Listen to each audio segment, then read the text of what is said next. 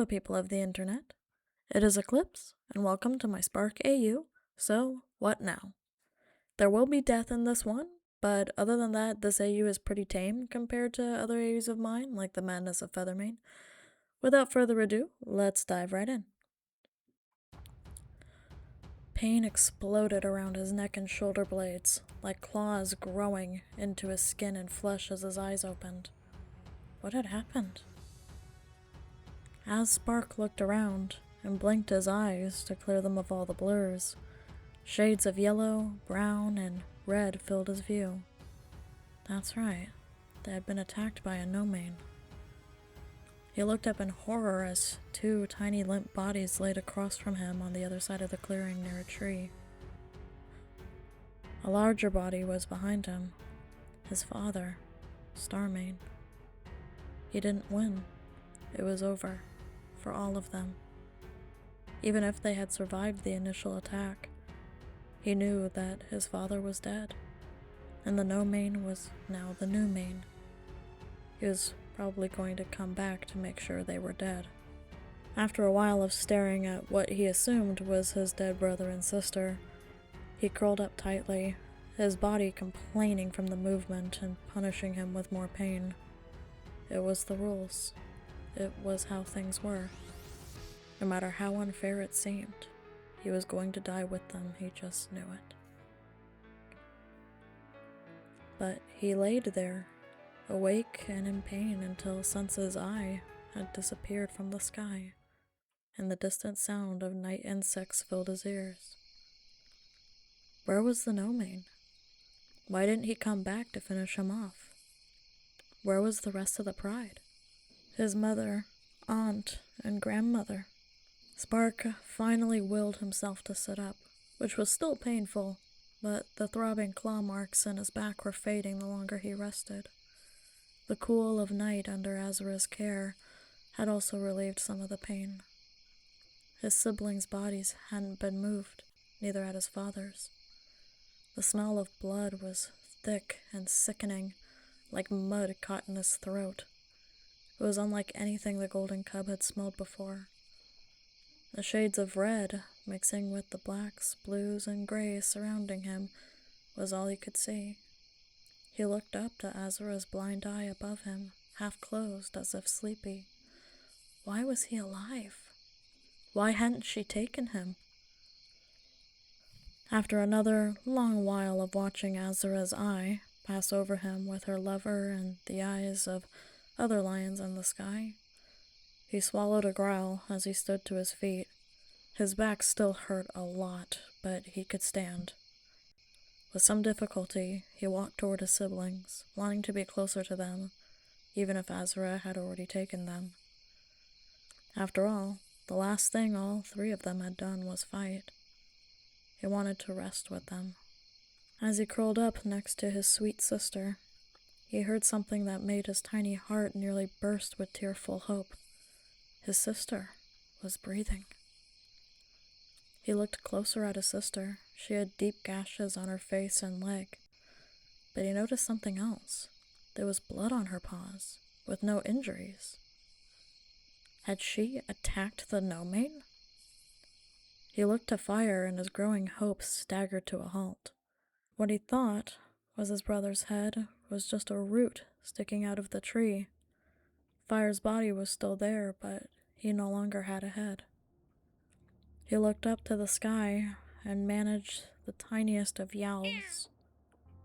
There was nothing compared to his mother's fierce roar, but he thought if Azura were truly kind, she would hear him and take his brother and father into the skies.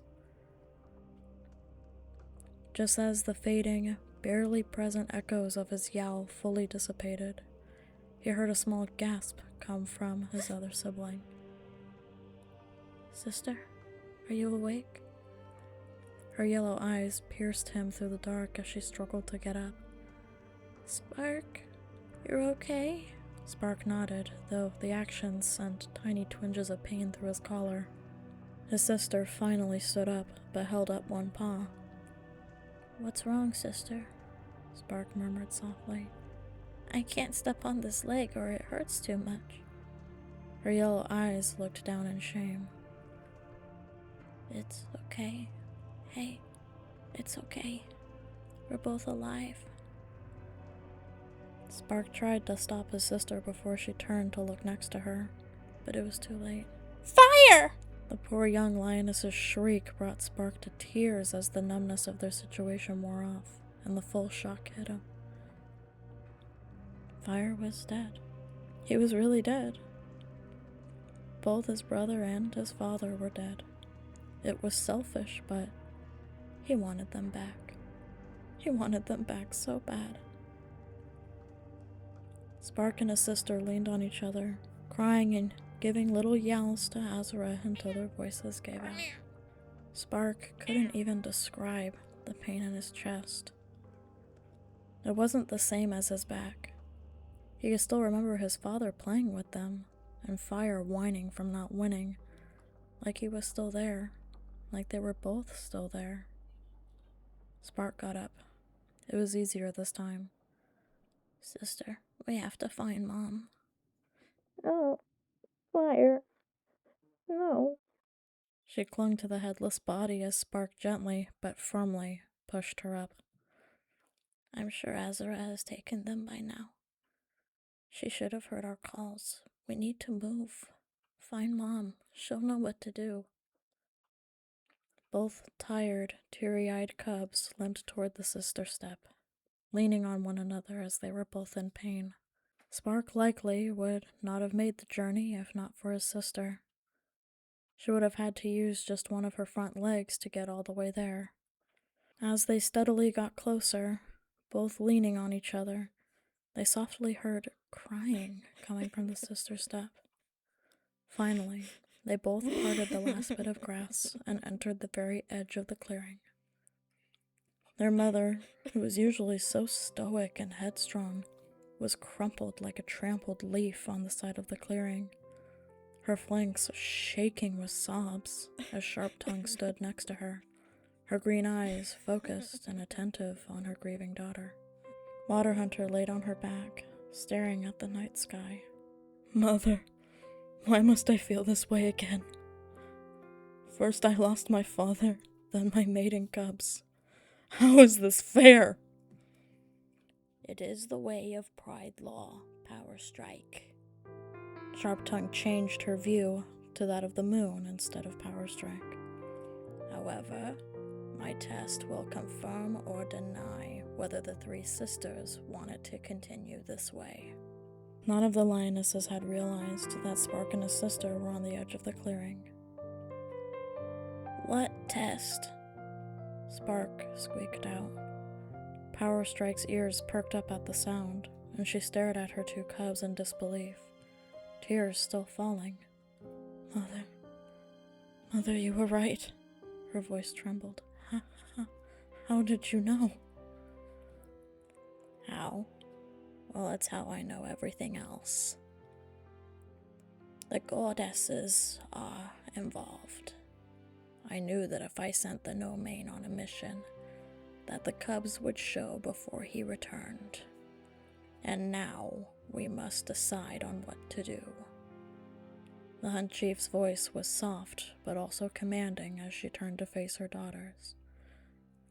The cubs are a sign that Starmane's legacy, as well as your own Power Strike, must live on. Spark looked at his grandmother, surprised. But he won. The No-Mane won. Mother's supposed to comfort us before he ends us. Spark met his grandmother's eye to see it darken briefly before she turned away. No! Power Strike embraced both cubs as they quietly wept into her. What about all the rules Mom likes to follow? This is just another one of them. This is real things, like Fire liked. Spark's voice strained at the mention of his brother. Power Strike crumpled again as if being stepped on by the goddesses themselves, keeping her front legs wrapped around her cubs. This isn't right, Mother, she mumbled between sobs. Sharp Tongue turned to look at the sobbing fighter. Let your emotions lead you, Power Strike. What should have happened then? The Hunt Chief's brow hardened with thought as Power Strike sputtered. Cubs should not be killed. My father should have never been killed. Power Strike shook, squeezing the cubs to her chest. My children. My cubs. If the Gnome Man comes back, he'll have to kill me for them. Water Hunter looked to the cubs before her mouth parted. Why? It was barely a whisper, but it made everyone else freeze. Why do we have to follow the rules? Who do these rules even benefit? Every lion I've ever met, male, female, cub, or elder, has told me how much they hate these rules. So why follow them? Her voice gave out slightly toward the end of her statement, gritty and stiff from not being used. If that Gnome Man comes back, he'll have to fight me too. Her dark blue eyes filled with tears as she looked upwards into the sky. I haven't spoken since I was a cub. It didn't matter what I wanted.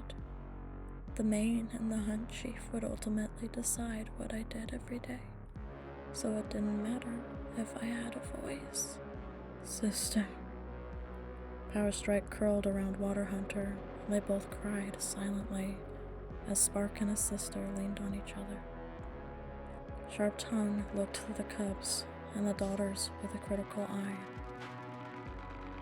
As Hunt's chief, I could make these rules go away, create our own, but I knew I wasn't going to without your support.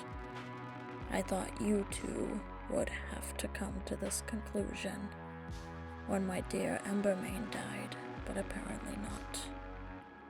But now, finally, as you see your son supporting the same rules that just took everything from you, you see the need for it all to change.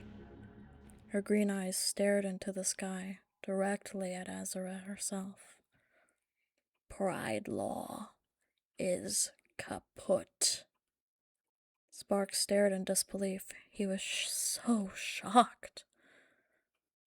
So, what now? He asked meekly. Now we stop surviving and we start living. Sharp Tongue smiled at her pride. Spark and his sister slowly recovered over time. Any male that followed Pride Law was ran off the land.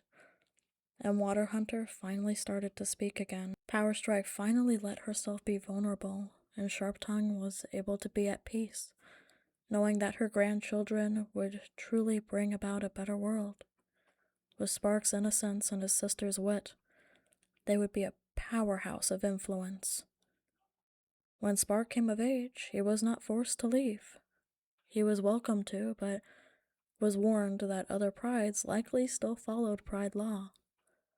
Finally, a Mane came to the Pride who openly rejected Pride Law, and he quickly mated with Water Hunter, who always wanted to be a mother. Other Manes came and joined a bigger and bigger group as it grew. Spark could not have been more wrong about the rules.